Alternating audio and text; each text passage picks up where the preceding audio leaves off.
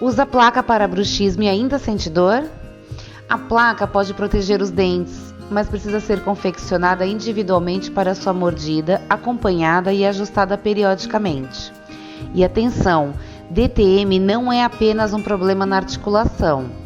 Quando existe dor nos músculos da mastigação associados ao apertamento ou ranger dos dentes, pode haver uma DTM muscular. Por isso, se a dor continua, não basta apenas continuar usando a placa. É necessário reavaliar o diagnóstico e investigar os músculos, a articulação, os hábitos durante o dia e o sono.